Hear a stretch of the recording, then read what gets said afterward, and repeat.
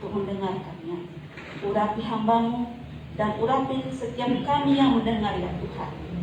Biarlah Engkau yang berkata atas firman ini. Di dalam nama Tuhan kami Yesus Kristus kami berdoa. Haleluya. Amin. Silakan kembali. Shalom. Shalom. Puji kepada Tuhan, kita mengucap syukur buat pagi hari ini. Kita masih diberikan kesehatan dan kekuatan. Lebih pagi hari ini saya boleh diberikan kesempatan untuk melayani Tuhan. Nanti kalau suara saya agak ngos-ngosan, minta maaf. Bapak Ibu yang dikasih oleh Tuhan kita Yesus Kristus, Gereja Kemah Injil Indonesia sejak ditetapkannya konferensi nasional yang diadakan di Papua beberapa bulan lalu menetapkan satu temanya gereja yang bertumbuh, bertambah, dan berdampak. Gereja Kemah Injil memberikan tema kepada kita semua untuk kita renungkan, yaitu pada minggu pertama sampai minggu yang keempat. Karena ini minggu keempat berada di bulan Agustus, di Agustus ada 5 minggu. Jadi karena hanya minggu keempat dikasih tema, dan jadi saya mengajak Bapak Ibu sekalian untuk bersama-sama membaca keseluruhan kitab Kisah Para Rasul pasal 2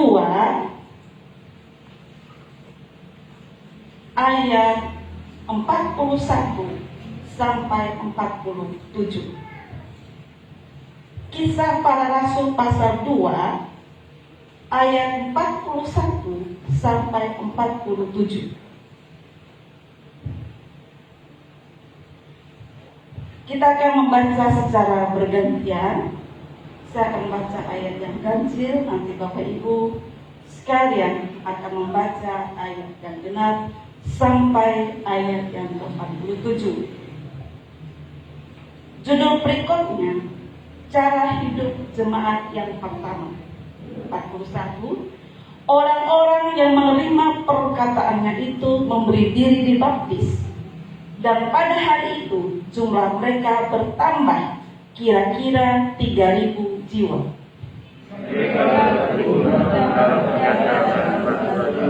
Dan alat persekutuan, dan mereka selalu berkumpul untuk menikmati roti dan berdoa. Maka ketakutanlah mereka semua, sedang rasul-rasul itu mengadakan banyak mujizat dan tanda. Dan semua orang yang telah menjadi percaya tetap bersatu, dan segala kepunyaan mereka adalah kepunyaan bersama. Dan selalu ada dari mereka yang menjual harta miliknya, lalu membagi-bagikannya kepada semua orang sesuai dengan keperluan masing-masing. Mereka menentukan nanti mereka berkumpul tiap-tiap hari dalam bait Allah. Mereka memecahkan roti di rumah masing-masing secara berdiri dan makan bersama-sama dengan gembira dan tulus hati. Kita bersama-sama di ayat 47. Sambil memuji Allah, dan mereka disukai semua orang, dan tiap-tiap hari Tuhan menambahkan mereka dengan orang-orang yang diselamatkan. Puji Tuhan. Saya mengulangi di ayat 47. Sambil memuji Allah, dan mereka disukai semua orang, dan tiap-tiap hari Tuhan menambah jumlah mereka dengan orang yang diselamatkan. Bapak Ibu yang dikasihi oleh Tuhan kita Yesus Kristus, gereja yang bertumbuh dapat dilihat dari pertumbuhan iman jemaat. Ada kerinduan untuk bersekutu, ada kerinduan untuk mempelajari firman Tuhan, ada kerinduan untuk bersama-sama bertumbuh dan menghasilkan buah di dalam kehidupan kita. Gereja yang bertambah dapat dilihat dari pertambahan jiwa-jiwa baru, baik karena kelahiran, pernikahan, ataupun karena jiwa-jiwa yang diselamatkan.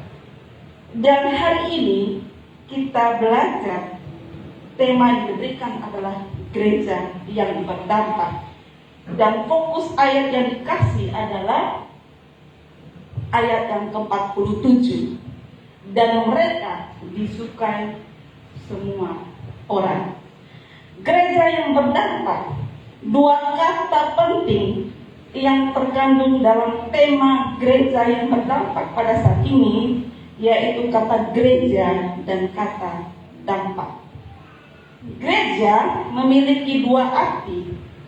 Arti yang pertama, gereja dalam arti gedung, tempat kita beribadah. Jadi ini arti gereja, tempat kita beribadah, gedung yang kita pakai untuk berkumpul, untuk beribadah, memuji dan memuliakan Tuhan.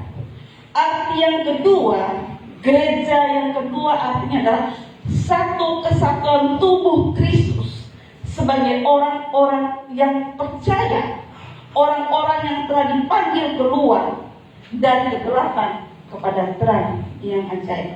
Jadi siapakah yang disebut gereja? Yang disebut gereja adalah saya dan Bapak Ibu sekalian. Yang disebut gereja adalah orang-orang yang mengaku percaya kepada Yesus. Jadi Bapak Ibu dikasih oleh Tuhan kita Yesus Kristus, siapa yang harus membawa dampak? Siapa yang harus membawa pengaruh?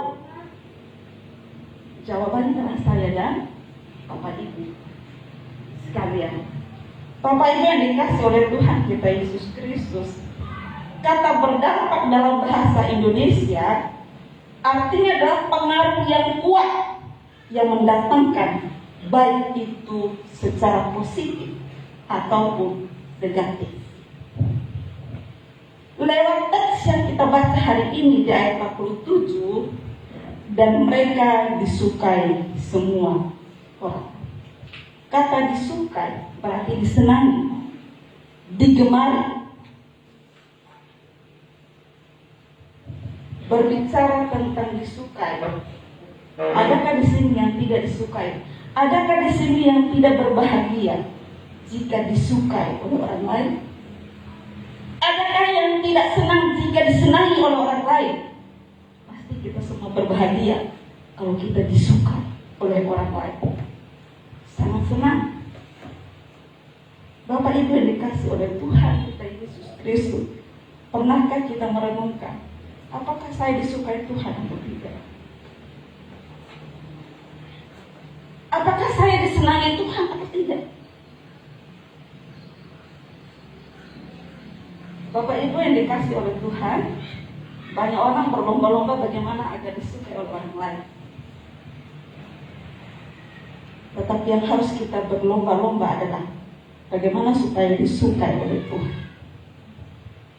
Bagaimana supaya saya disenangi oleh Tuhan. Satu contoh di tokoh Alkitab yang disukai Tuhan dan disukai di hadapan manusia adalah Samuel. 1 Samuel pasal 2 ayat 26 berbicara seperti ini. Tetapi Samuel yang muda itu semakin besar dan semakin disukai, baik di hadapan Tuhan maupun di hadapan manusia.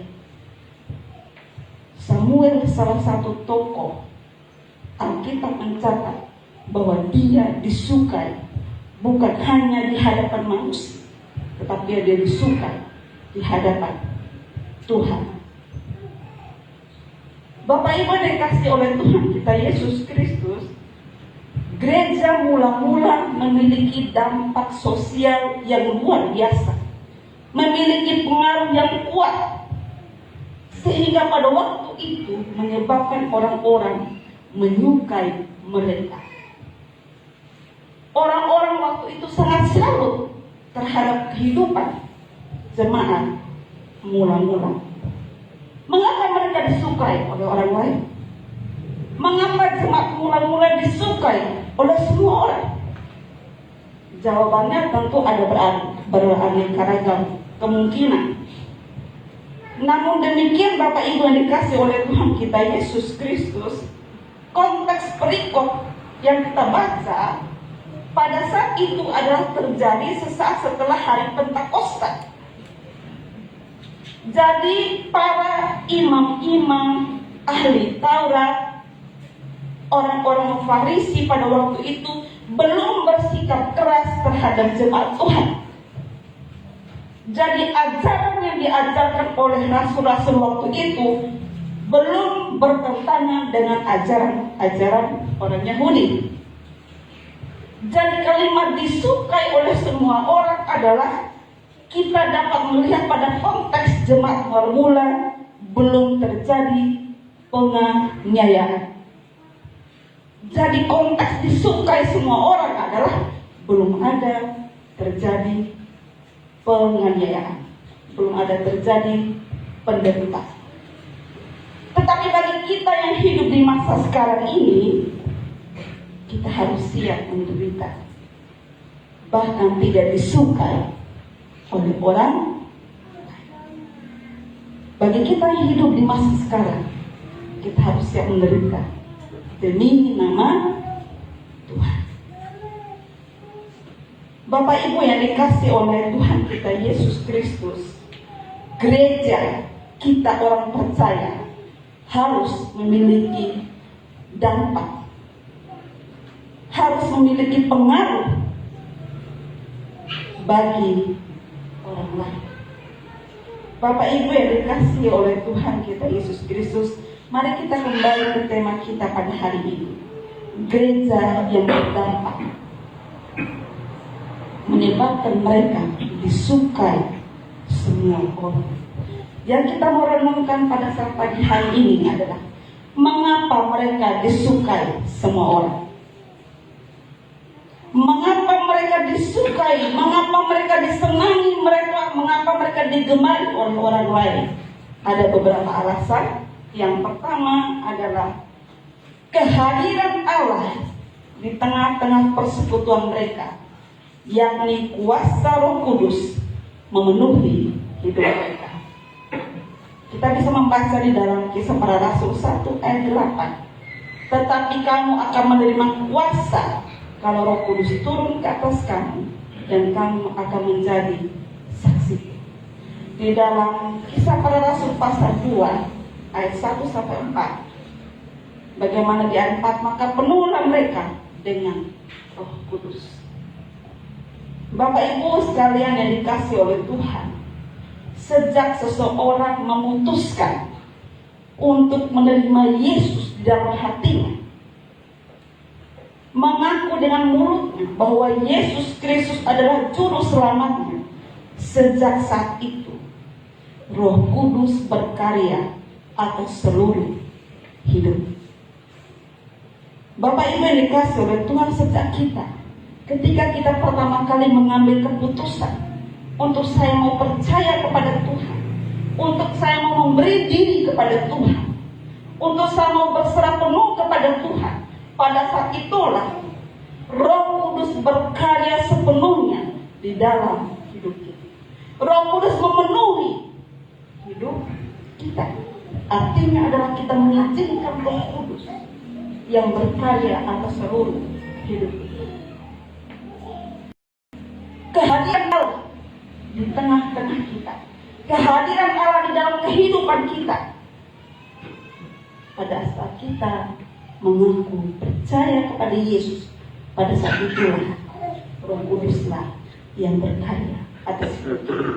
Karena kita tahu bahwa hidup kita bukan milik kita, tetapi Kristus yang memerintah di dalam hidup kita. Galatia pasal 2 ayat 20.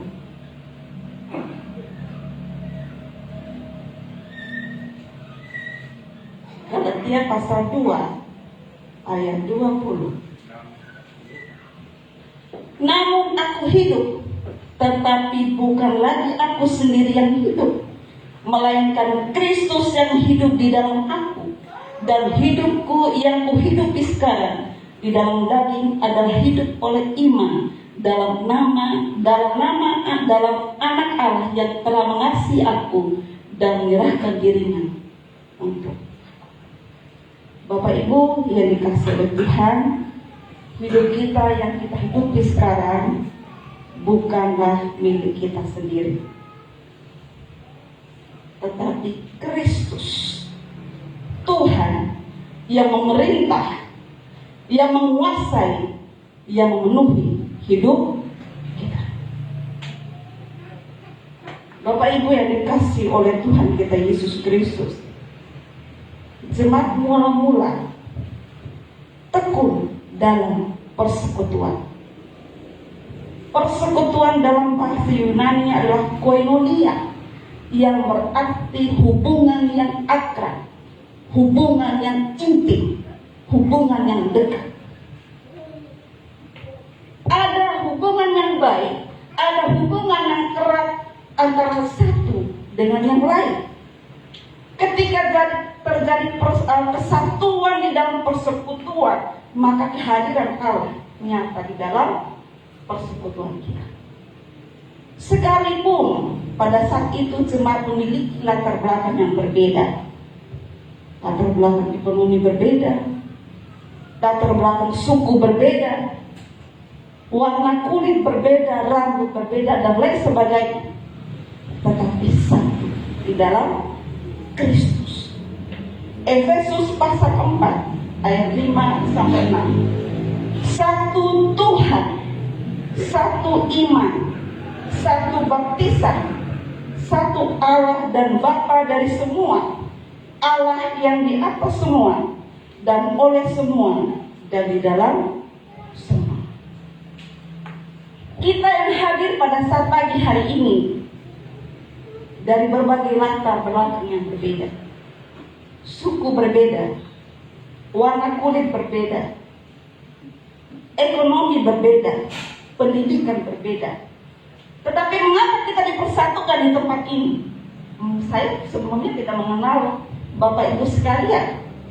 Tetapi mengapa kita akhirnya saling mengenal? Apa yang mempersatukan kita? Yang mempersatukan kita adalah hanya satu, yaitu di dalam nama Yesus. Kita menyembah Allah yang sama, kita menyembah Tuhan yang sama, yaitu Tuhan kita Yesus Kristus. Itulah yang membuat kita akhirnya saling mengenal satu sama lain. Sekalipun kita berbagai latar belakang yang berbeda, tetapi kita satu di dalam Tuhan. Bapak Ibu yang dikasihi oleh Tuhan kita Yesus Kristus, itulah yang menyebabkan orang-orang pada waktu itu, jemaat mula-mula, mengapa mereka disukai oleh orang lain? Karena ada kehadiran Allah di tengah-tengah mereka, yang kuasa Roh Kudus memenuhi hidup mereka. Kita yakin dan percaya bahwa hidup kita dikuasai dan dipenuhi oleh Roh Kudus. Yang kedua, mengapa mereka disukai oleh semua orang? Yang kedua adalah pengajaran para rasul yang disertai penyataan kuasa dan mujizat Tuhan. Yang menyebabkan mereka disukai semua orang adalah karena pengajaran para rasul yang disertai dengan penyataan kuasa dan mujizat Tuhan. Di sini dilihat adalah pengaruh pemimpin rohani yang luar biasa. Bapak Ibu yang dikasihi oleh Tuhan, jika kita melihat konteks di dalam Kisah Para Rasul pasal 2 ayat 14 sampai 40, di situ kita dapat melihat satu pribadi yang dipakai oleh Tuhan. Dia adalah Petrus. Kita semua tahu Petrus. Petrus adalah salah satu murid Tuhan Yesus. Petrus nama lainnya adalah Simon. Petrus yang berarti batu karang. Saya yakin Bapak Ibu pernah lihat batu karang. Batu karang yang berarti kokoh, kuat. Petrus punya kelemahan dan kelebihan. Kelemahannya apa? Dia lebih mempercayai pemikirannya sendiri. lebih berjalan kepada logikanya sendiri daripada mempercayai Allah. Ketika berjalan di atas air dan ketika terjadi penyangkalan terhadap Tuhan Yesus, di situ menjelaskan mengapa dia sering gagal percaya kepada Tuhan. Tetapi di sisi lain dia punya kelebihan yang luar biasa, semangat di dalam pelayanan, orang yang menggebu-gebu, semangat yang bergelora untuk melayani Tuhan. Ketika Tuhan Yesus memanggil dia sebagai murid, pada waktu itu adalah dia sebagai nelayan, dan dia meninggalkan pekerjaan sebagai nelayan lalu dia mengikut Yesus. Dan jangan lupa, dia adalah salah satu murid yang akrab dengan Tuhan Yesus, dan dia selalu hadir dalam peristiwa-peristiwa penting yang terjadi pada Yesus. Salah satunya ketika Yesus ditangkap di Taman Getsemani, di situ juga dia ada. Bapak Ibu yang dikasihi oleh Tuhan kita Yesus Kristus, berbeda dengan Yudas yang bagaimana kita tahu Yudas terpuruk dengan dosanya, tetapi Petrus dia berbalik dari dosanya dan dia kembali sungguh-sungguh percaya kepada Tuhan dan dia melayani Tuhan, dan dia salah satu yang dicatat dalam berdirinya sejarah gereja mula-mula. Bapak Ibu, ketika saya membaca di Kisah Para Rasul pasal 2 khotbah Petrus, saya dibawa membayangkan pada waktu itu semangat dari Petrus, semangat yang berapi-api, semangat yang berkobar-kobar untuk memberitakan firman Tuhan. Bayangkan mungkin waktu itu dia berdiri di hadapan ribuan orang yang mendengar pada waktu itu. Semangat yang luar biasa, yang penuh kuasa, yang penuh wibawa daripada Tuhan untuk menyampaikan firman Tuhan. Dan sangat menarik di pasal 2 ayat 37. Pasal 2 ayat 37, orang-orang yang mendengar khotbah Petrus pada waktu itu menjadi terharu dan bertanya, apa yang harus kami buat untuk kami bertobat? Yang harus mereka perbuat adalah mereka memberi diri untuk percaya kepada Tuhan dan dibaptis. Bapak Ibu yang dikasihi oleh Tuhan kita Yesus Kristus, pengaruh seorang pemimpin yang bisa membawa orang lain, yang bisa membawa orang lain untuk percaya kepada Tuhan. Tetapi jangan lupa, seorang pemimpin adalah seorang yang lebih dahulu percaya kepada Yesus Kristus, barulah dapat membawa orang lain untuk percaya kepada Tuhan. Bagaimana kita bisa membawa orang lain kepada Tuhan kalau kita sendiri belum mengalami yang namanya perjumpaan dengan Tuhan? Jadi untuk membawa orang lain mengenal Kristus, maka kita sendiri dulu yang harus mengenal Kristus. Bapak Ibu yang dikasihi oleh Tuhan, terlepas dari segala kekurangan dan kelebihan, Tuhan bisa pakai siapa untuk menjadi alatnya. Dan tidak ada manusia yang sempurna,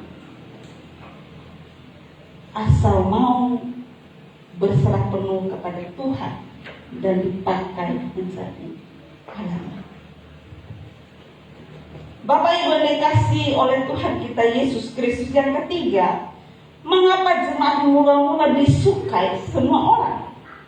Yang ketiga adalah ketekunan mereka mentaati pengajaran rasul-rasul.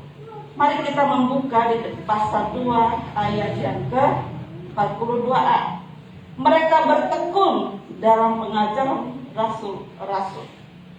Bapak Ibu yang dikasihi oleh Tuhan, kata ketekunan berarti kesungguhan, rajin, sungguh-sungguh. Mentaati berarti mematuhi, menuruti. Jadi jemaat mula pada waktu itu adalah jemaat yang rajin, jemaat yang sungguh-sungguh mematuhi, mentaati pengajaran yang diajarkan oleh rasul-rasul. Di pasal 4 ayat 46a dikatakan seperti ini. Dengan bertekun dan dengan sehati mereka berkumpul tiap-tiap hari dalam bait Allah. Bapak Ibu, saya yakin ayat ini dicatat. Ketika mereka berkumpul tiap-tiap hari dalam bait Allah, saya pikir bukan perkumpulan biasa-biasa saja. Bukan hanya sekedar hadir dan berkumpul, tidak. Tetapi mereka bertekun mempelajari ajaran firman Tuhan yang diajarkan oleh rasul-rasul pada waktu itu. Bapak Ibu yang dikasihi oleh Tuhan, gereja yang benar adalah gereja yang dibangun di atas dasar pengajaran firman Tuhan. Gereja yang benar adalah gereja yang dibangun di atas kebenaran firman Tuhan. Bukan ajaran yang lain. Bukan ambisi hamba Tuhan.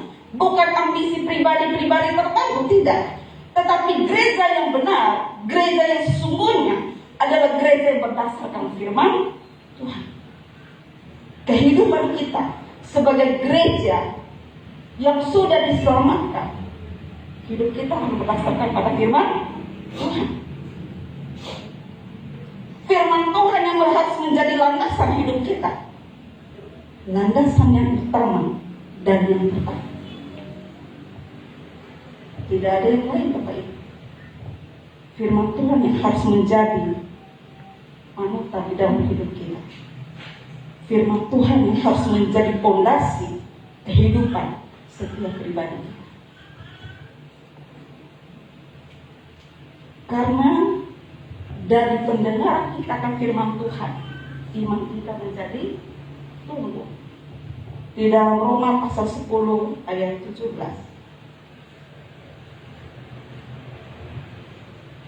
Jadi iman timbul dari pendengaran, dan pendengaran oleh firman Kristus.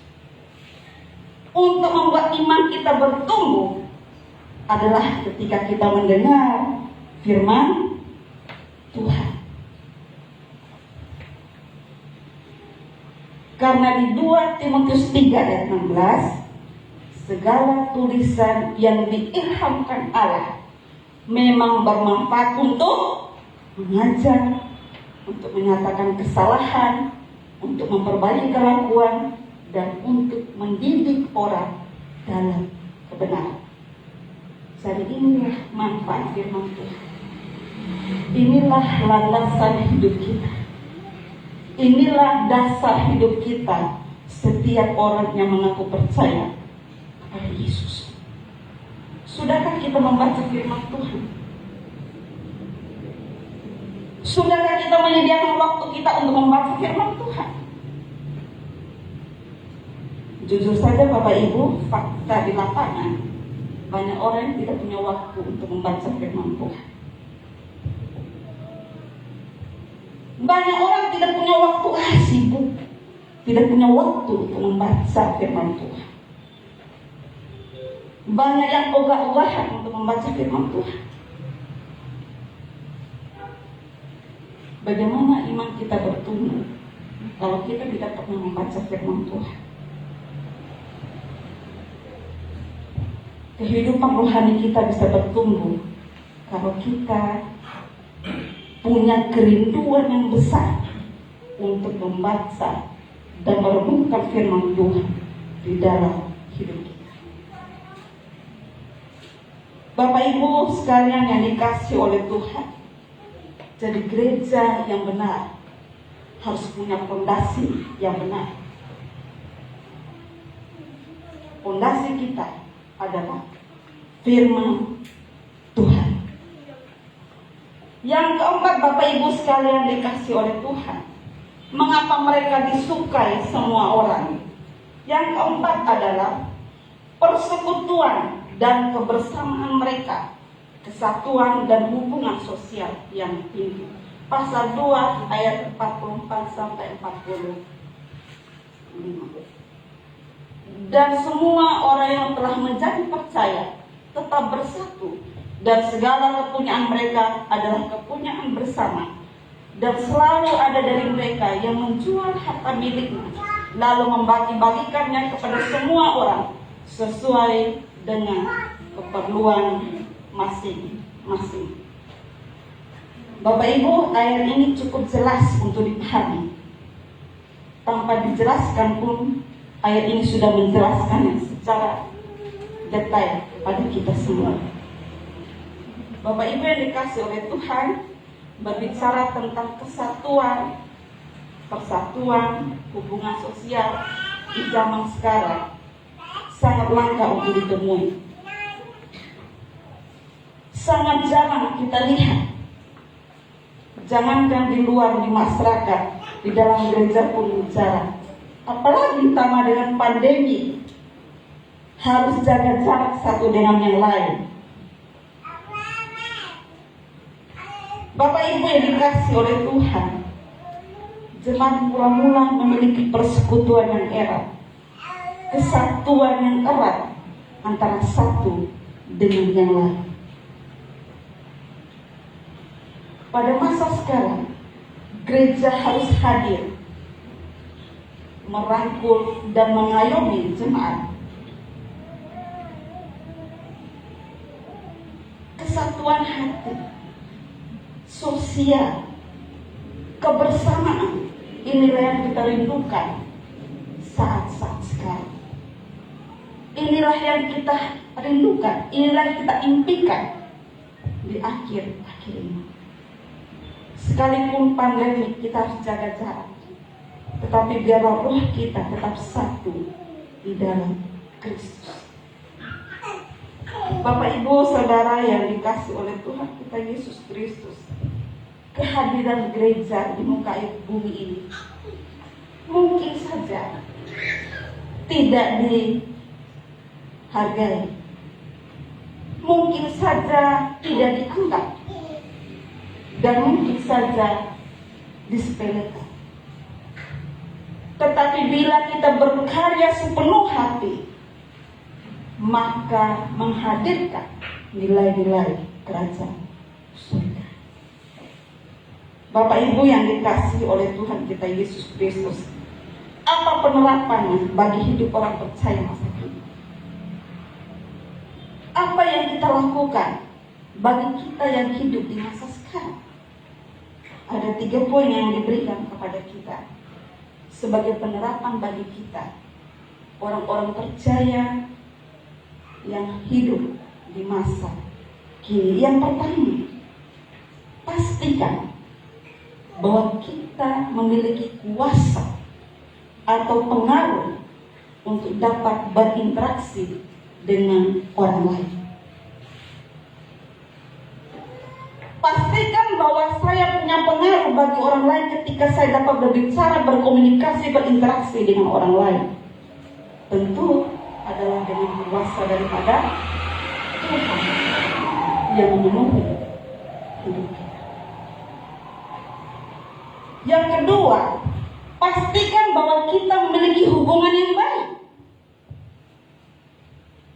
Baik hubungan antara sesama jemaat maupun dengan orang lain. Baik jemaat dengan pemimpin maupun pemimpin dengan jemaat harus punya hubungan yang baik. Pastikan bahwa kita memiliki hubungan yang baik, maka kehadiran Allah akan nyata di dalam persekutuan kita. Yang ketiga, Bapak Ibu yang dikasihi oleh Tuhan, tunjukkan budaya kasih. Tunjukkan kepedulian kita dan sosial yang tinggi, sehingga kita menjadi panutan bagi masyarakat, bagi orang-orang di sekitar kita. Bapak Ibu yang dikasihi oleh Tuhan kita Yesus Kristus, Hal yang kecil dan sederhana pun akan berdampak jika dikerjakan dengan tekun dan konsisten.